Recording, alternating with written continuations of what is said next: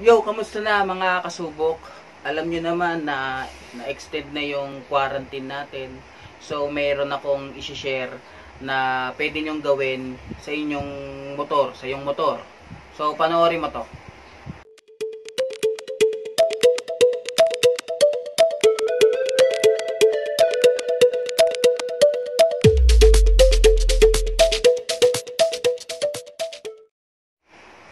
Whoop! Nagbabalik nga pala tayo mga kasubok. Andito na naman tayo sa ating 5TV. At yun, ako nga pala si Pip. At kung bago ka pa lang sa aking YouTube channel, mag-subscribe ka na para pag may mga i-upload tayo mga videos, ma-update ka. At ayun.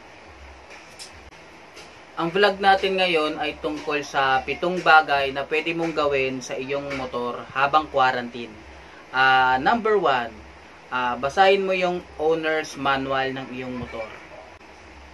Alam nyo, maganda basahin yung ating owner's manual ng motor natin kasi ginagamit natin to sa hanap buhay at nalalaman natin dito yung mga information tungkol sa motor natin, kung paano mag-maintenance, ano ba dapat, ano yung gagawin, at sa mga spare parts niya, kung ano ba yung stock na ano ba talaga. Sa owner's manual kasi meron diyang mga nakalagay na controls and function, kung paano palitan yung mga, kung paano mag-change oil, tapos mag-adjust ng kadena, at kung ano-ano pa. Kaya mas maganda talaga, basahin mo yung ating owner's manual para marami tayong mga information. Hindi lang tayo gamit ng motor. Mas lamang ka dun. Number 2, mag-minor tune-up. Dalawang klase yung tune-up. Siguro naririnig natin yun kapag nagpapagawa tayo sa motorcycle shop na, pa-tune up ako. Dalawang klase kasi ang tune-up. Isang minor tune-up, tsaka isang major tune-up. Ang minor tune-up, yun yung magpapalit ka ng langis, change oil, magva-valve clearance ka, at lilinisin yung karburador mo, lilinisin yung air filter mo. Yun yung minor tune-up.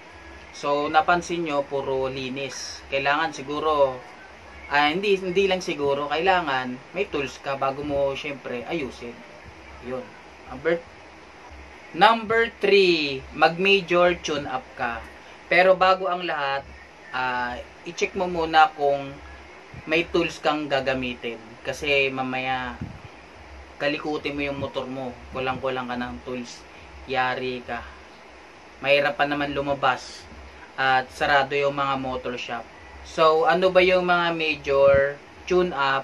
Ito yung kasama na dito yung paglilinis ng karburador, magpa-valve clearance, maglilinis ng air filter, i-check mo yung signal light, headlight, tapos adjust ng kadena, adjust ng mga, ano ba tawag?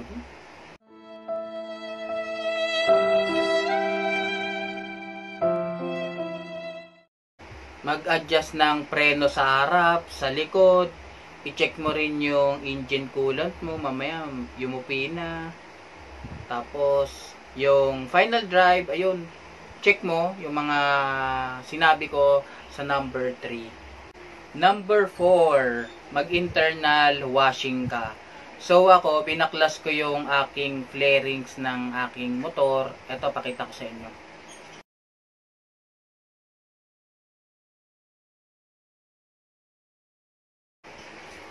Yun, binaklas ko yun kasi yung likod nun, nilinisan ko. Kasi sobrang dumi na yun. Ngayon lang nilinisan yun. Tapos yan, pakita ko ulit yung binaklas ko, yung nakatenga kong motor.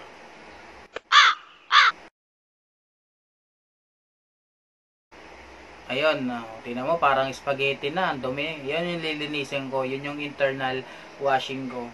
Para mas hindi maipon yung mga dumi niya, kasi pag hindi mo yun nilinisan ng taon-taon, sobrang kakapal na ng mga alikabok dumi yun.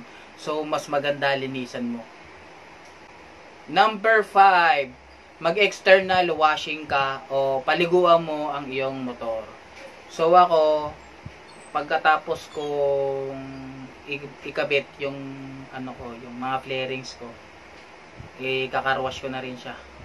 Linisan ko para malinis. Para hindi maipon yung mga dumi, alikabok, yung mga putik-putik sa gilid, mga dumi. So ayun, mas maganda talaga linisin natin yung ating motor, external washing. Number 6. So, laban mo yung helmet mo. Hindi yung helmet, yung helmet yung foam niya. Diba tawag? Basta yun, laban mo kasi alam naman natin yung iba siguro ng mga riders. Hindi nalalaban yan, baka taon na. Hindi ba nalalaban? So, yung sa akin, nalaban ko na. Amoy mabango na. Kasi, kumakapit yung mga bakterya dyan. Kapag pinagpapawisan yung ulo natin na i-expose sa labas. Susot tayo na mga dumi-dumi yan. Yung pinaka-foam ng helmet, nagkakaroon yung mga germs. At kailangan linisin natin yan para maging malinis tayo. So ayun, number 1, magbasa ng owner's manual. Number 2, mag-minor tune-up. Number 3, mag-major tune-up. Number 4, ano ba yung number 4? Internal washing. Number 5, external washing. At number 6, maglaba ng helmet, yung loob niya. O number 7, syempre, nagawa na natin lahat yun. Kung meron kang motorcycle cover, i-cover mo siya para hindi siya madumihan, hindi maalikabukan, hindi maarawan. Lagay mo sa tamang parking, dun sa hindi mainit, para maging mas quality pa siya. Ayun. Hanggang dito na lang yung ating vlog for today. Kung nagustuhan mo pala tong vlog natin, mag-like ka naman at mag-subscribe ka na rin sa aking YouTube channel. Type mo lang PIPTV at mag-like ka na rin sa aming FB page ng Pip Detailing at mag-follow ka na rin sa aming Twitter account ng Pip Detailing. Ayun. At mag-ingat tayong lahat mga kasubok.